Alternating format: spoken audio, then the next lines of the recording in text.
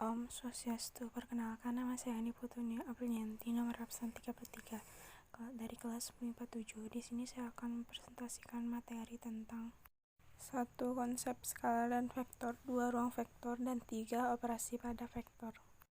Skalar didefinisikan sebagai besaran yang cukup menyatakan besarnya saja atau tidak bergantung pada arah, sedangkan vektor besaran yang memiliki panjang dan arah. Contoh vektor ruas garis P dan Q. Karena titik pangkal P dan ujung Q, maka vektor disebut sebagai vektor PQ. Panjang vektor PQ dilambangkan dengan vektor VQ. Sebuah vektor biasanya dituliskan dengan notasi berikut. 1. Satu huruf kecil bercak tebal. 2. Satu huruf kecil dengan garis bawah. 3. Satu huruf kecil bertanda panah di atasnya. 4. Dua huruf kapital yang menunjukkan ruas garis berarah, misalnya ruas garis dari titik A ke titik B, dapat dilambangkan dengan vektor AB atau sebaliknya.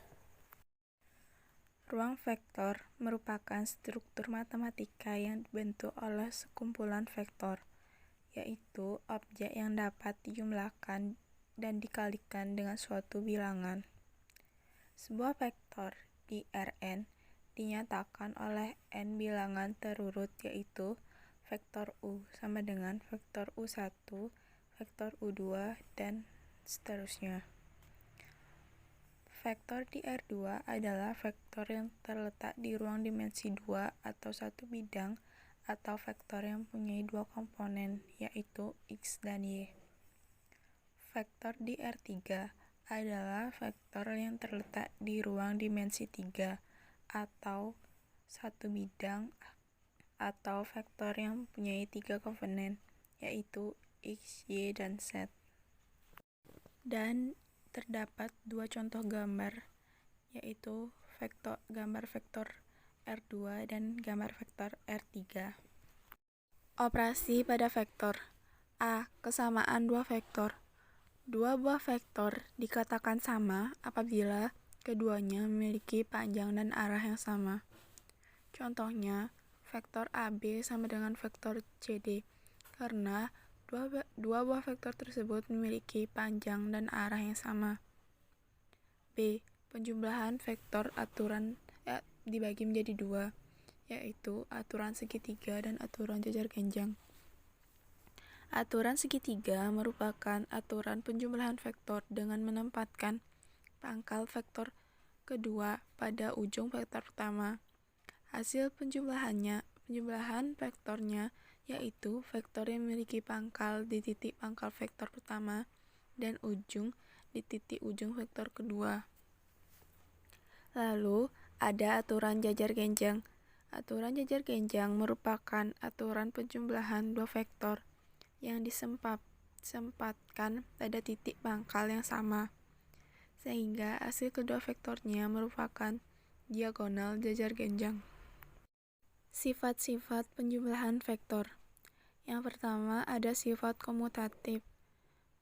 Vektor A ditambah vektor B sama dengan vektor B tambah vektor A. Yang kedua, sifat asosiatif.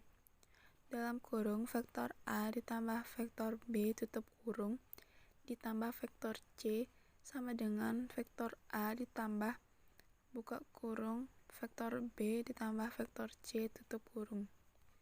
Yang ketiga, unsur identitas atau unsur satuan atau vektor 0. Vektor 0 ditambah vektor A sama dengan vektor A tambah vektor 0 sama dengan A.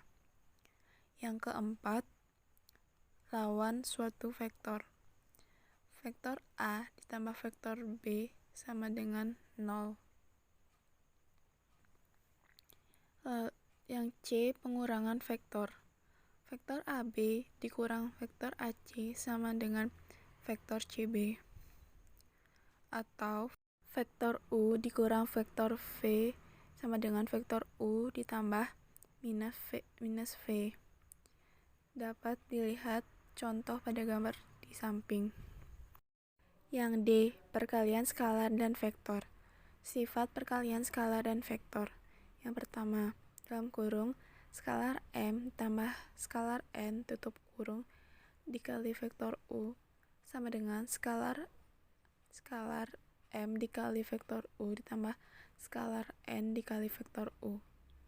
Yang kedua, skalar M dalam kurung vektor U ditambah vektor V tutup kurung sama dengan skalar M dikali vektor U ditambah skalar M dikali vektor V.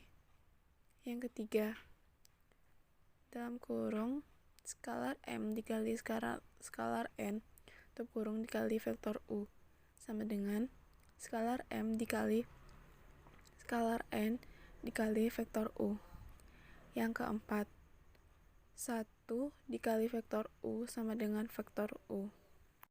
Ada beberapa soal yang bisa kalian jawab sebagai latihan. Sekian presentasi yang bisa saya sampaikan. Maaf jika ada kesalahan kata. Saya tutup dengan Prama Santi. Santi, Santi, Santi,